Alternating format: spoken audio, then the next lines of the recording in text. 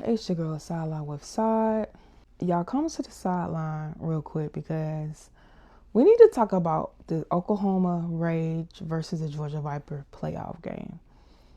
And no, we're not sugarcoating nothing today.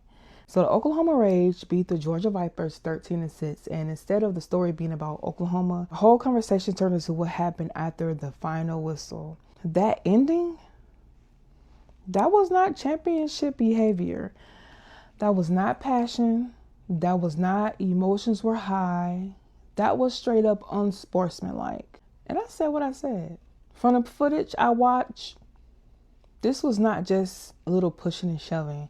This was not a normal, we just lost a playoff game and everybody's mad moment. No. At one point, a Georgia player appears to swing towards an official while the ref is in the middle trying to control the situation. Then you see Georgia coaches, the Georgia Viper coaches, moving towards the chaos instead of pulling their players back and calming stuff down, okay? And that's where I have a real problem, because coaches are supposed to be the leaders in the room, okay? You are supposed to lead your team. You are supposed to de-escalate. You are supposed to grab your players and say, okay, y'all, we're done. Get off the field, you know? But instead, it looked like the coaches became part of the mess too. And listen, I don't care how bad the refs were. I don't care if y'all thought the call was wrong. I don't care if the whole game had y'all heated from the first to the fourth quarter. You do not put your hands on officials. You do not chase the officials down. You do not turn a playoff game into a parking lot situation, okay? That's embarrassing. That's embarrassing. It's not just embarrassing for Georgia. It's embarrassing for the league. It's embarrassing for women's football, because people already don't give women's football the respect it deserves. And moments like this give critics exactly what they want to run with it. Now, the Georgia Vipers did release their own statement. They said they hold themselves to the highest standards of professionalism and sportsmanship and accountability. They also said they do not condone physical altercations, but they wanted to present what they called an accurate account of what happened. According to the Georgia Vipers, their coach was asking an official to protect their players after what they believe was another illegal act against one of the players that went unaddressed. They also claimed an official who had previously been removed or ejected at halftime came back onto the field and aggressively approached their coach. Now, this is a serious allegation. The Vipers also claimed that officials made a threatening statement about taking things to the parking lot, right? And they said their coach followed him to prevent the confrontation from moving off the field. They also alleged that an official threw an object at one of their coaches, struck one of their female players, and that spectators came onto the field also during the incident. So yes, that says a lot, right? That's a lot. And I'm going to be fair here, okay? If an official was threatening players, throwing stuff, striking players, or if any fans were allowed onto the field, that needs to be investigated too. Officials and event staff don't get a free pass just because they wear stripes, right? But here's where we are not about to play dumb. Even in the Georgia Vipers' own statement, they admit members of the Georgia Vipers organization became involved in the physical altercation. They say they do not condone those actions and will address that matter internally. So the question is still the question. What are the consequences? Because context can explain how something escalated, but context does not erase conduct. If you say the refs were wrong, you say security, you can say security fell. You can say fans should not have been on the field. You can say the officials should have been removed from the facility. All of that can be true, right? But it still does not make it okay for players to swing at officials or for coaches to be running into the chaos like they're trying to make the post-game highlight reel. Like come on now. Hitting officials is crazy, but But everybody wants accountability when it's somebody else. But when that camera catches your sideline looking crazy, now it's please wait for the full investigation. Okay, cool. We'll wait. But we can also use our eyes, right? And what we saw was ugly. Now let's get into the bigger issue. AWFL consistency. Because this is the same league that kicked out Atlanta Phoenix over administrative issues, a missing meeting, and stats being posted late. Yeah. Whatever the league's personal reasons were, they made it seem like Atlanta Phoenix was this huge problem for professionalism. Okay, cool. So now my question is, what happens when the issue is not paperwork? What happens when the issue is not a missed meeting? What happens when the issue is players and coaches involved in the post-game altercation with the officials? Because if we're standing on professionalism, then stand on it all the way. Okay? Do not give me a strong consequence for late stats in a missed meeting and then give me a little soft and we're investigating statement when refs are getting swung at and hit at.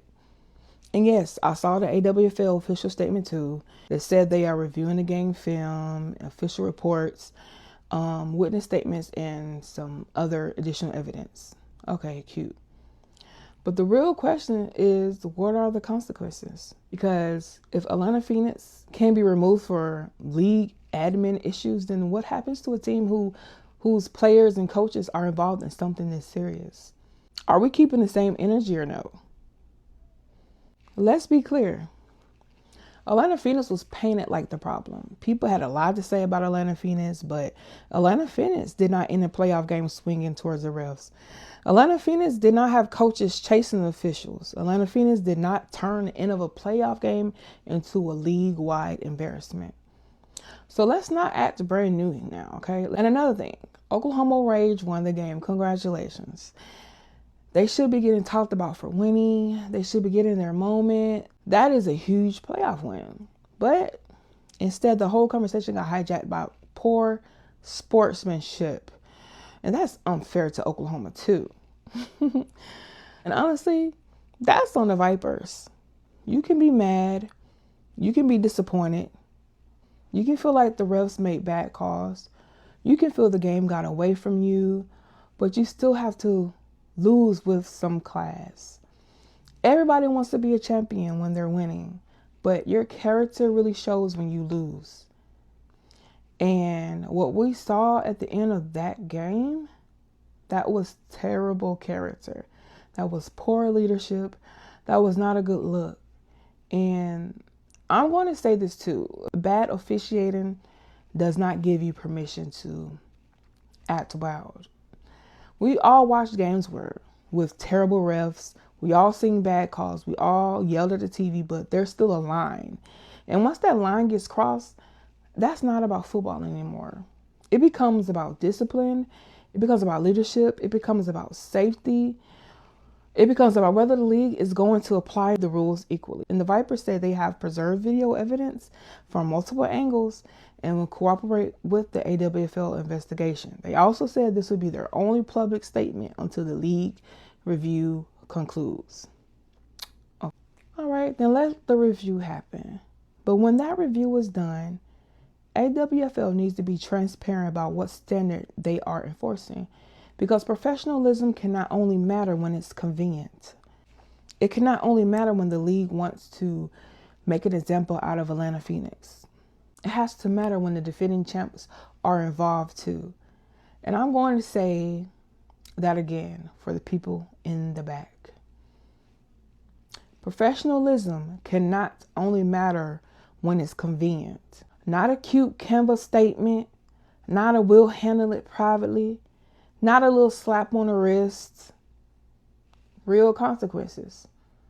Because once players feel like they can swing and hit the officials, and coaches feel like they can run up on the refs and with no major consequences, you've lost control of your league.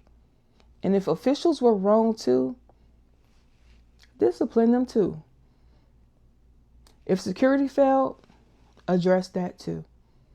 If fans got on the field, fix that too. But do not use one wrong to excuse another. Because everybody involved needs to be held to the same standard. So now everybody's watching the AWFL because the statements were cute, but the consequences are what matters. If the league was tough on Atlanta Phoenix over meeting and some stats, then they need to be even tougher when a playoff game ends with players, coaches, and officials involved in a physical confrontation.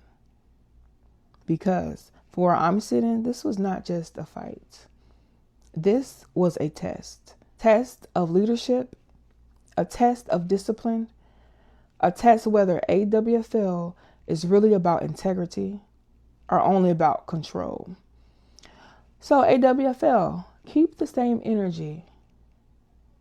This is Sideline with Side, and baby, I'm just calling how I see it from the sideline. So like, comment, and tell me what you think.